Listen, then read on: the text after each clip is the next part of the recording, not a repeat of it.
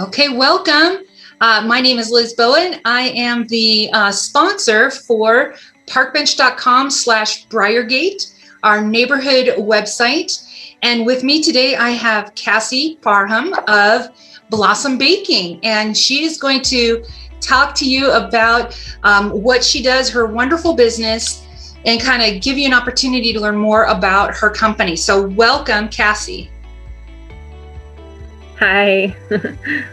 Well, thank you so much for taking the time to let me interview you today. And just to kind of start off, why don't you kind of give us the history of your business and what you do? History's not too long just yet, to be honest. Just hit a year, but I bake, which is still kind of crazy for me to say out loud, to be honest, to say I'm a baker. But I've taken on, this role, and I'm really enjoying it. And the creative outlet it was started as, and just became a business, wasn't intentional, but I'm going with it. How did you come up with the idea for Blossom Baking? Well, I was always feeding, whether it was family, friends, crew. Most of the time I would bring in a lot of food, a lot of baked goods from home, and I never really thought much of it. It was just something I liked to do, like I said, a creative outlet, and people would enjoy it. And that was the satisfactory part of it was, oh, this tastes great. What did you use? That kind of interaction would happen. And so like the crew parties were always my favorite time, because Thanksgiving, I would like bring all the stuff, and then Christmas party, I'll bring everything. Don't worry. It's just something I enjoyed. So, but it started kind of there, unknowingly, like it was kind of like a seed planted. But otherwise I've been in the food industry, like food service management, for about 10 years. Tell me all about the things that you put together, that you sell. My most popular one would be donuts. They're baked donuts, like an old-fashioned or a cake donut is sometimes what people call it. But it's not just your little, typical. A lot of times you see a blueberry cake donut. That's the most popular one that I've seen in like actual donut shops. It's more than just that. I really like to incorporate fresh herbs and fruits and flowers when I can.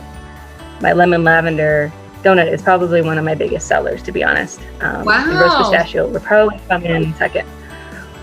But I'm really itching, for the summer markets to open back up, so I can get like the fresh produce and like kind of work one-on-one with whoever I can, whatever farmers are willing. That's the other big part, that I try to local source as much as I can. What are some of the staples that people can expect to see on your menu all the time? Cinnamon rolls are probably a big staple, a common one. I do switch it up a little bit in the fall. I did pumpkin cinnamon rolls in the fall, and they sold like hotcakes. So I'll be bringing those back in the fall. Scones, I do like fruity, sweet, and savory ones. I've just been tinkering with some savory ones, but there's usually always like a scone floating around. And then donuts are always, it just depends on what flavor, time of year. Like I don't, some of them are more so in the seasonal sense. Like I do a Merry Mint, like I mentioned before, that has mint and cranberry and little rosemary. And I reserve those for wintertime around Christmas. Pumpkin ones I usually save for the fall, things like that. But otherwise, the floral ones are kind of year-round. Some of the berry types are more like springy and summery. So since this is a relatively new business, what has surprised you most about running a business? As ironic as it might sound, I feel like I have met more people, whether it's online or in person, this year, during COVID and everything, than I ever have, in a good way. I have a connection now, Sleepy Turtle Coffee, run by Christy Logan, and she's starting up a small little coffee VW kind of bus concept, and we've been working together, and she's almost up and ready to roll, so we'll be working together, moving forward with her coffee and my donuts. And we have a friend who does bread, and that's a whole like three-way connection that wouldn't have happened, which is, it's one of those things you're like, I didn't know you a few months ago. That's strange. think that's fantastic. The support, I mean, like you're talking about, not just from the family and friends that you would hope and expect that you would get it from, but all these wonderful new connections. And I had the chance to interview and talk to the wonderful ladies over at Eclectic Co. and was so impressed with what they're doing. So just to know that you're part of that circle, and that that's really been, one of the ways that you've gotten the word out, but that collaboration is so important to you and was one of those things that kind of surprised you. That just definitely makes me smile. I think we all need to support each other so much. And I hope that past COVID, we all continue to do that, right? Because Colorado Springs is a really big, small town as far as I'm concerned. So, it doesn't surprise me that you met wonderful people who are entrepreneurs and small business owners, but also I'm just so happy that was the case, and that you found all this wonderful support from people that you didn't even know.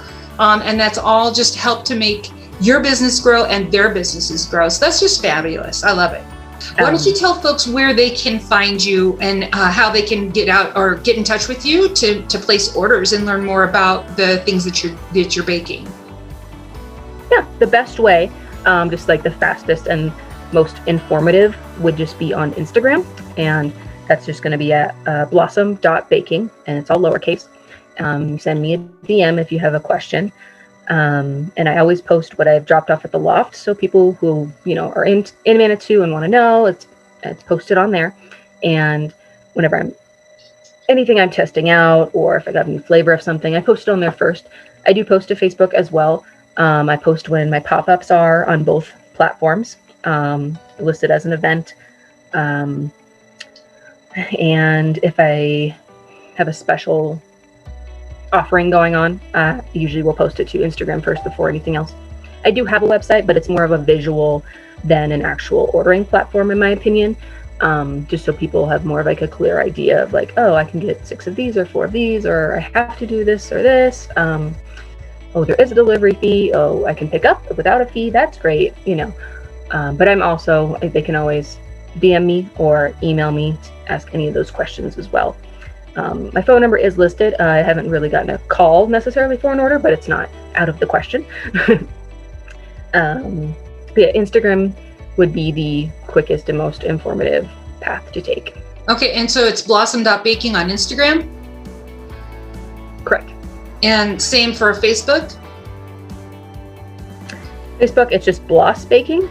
Bloss Baking, okay. And then your phone number is on the website, so folks can use that if they need to get in touch with you. And do you want to share an email address? That would be blossombaking@hotmail.com. Perfect. As far as the Briargate area goes, I did mention delivery. So the minimum delivery is about 25, which can be like a mixed box or a large order of cinnamon rolls or a cake. Otherwise, I have had a few pop-ups over in the North Briargate area. At Live True North Chiropractic, I've done one, that I probably will do one again. And then I did another one at a women's conference over in that area. I believe once Sleepy Turtle Coffee is up and running, then we'll be more prompt to a little all over the Springs, but I think we'll probably have a few things up in the north side. So Cassie, how much is a dozen donuts? What kind of price point are you looking at? Okay, a dozen goes for 30, and a half dozen it's just going to be 6 to 17. Gotcha. And then vegan options are available as There well are, as. I have more on the gluten-free and dairy-free end. My vegan options are on the lesser end, if you will. They're not obsolete, but there are a few ones that I tinker with that turn out fine as vegan, and they can even do vegan and gluten-free if it's needed. But the most variety is going to be when it's full of gluten. I like my donuts full of gluten personally, but I totally get it. Wonderful. Hey, I thank you so much for your time today, and everyone now knows how to find you. I so appreciate being able to learn more about you and Blossom Baking, and big thank you. So thank you very much for your time.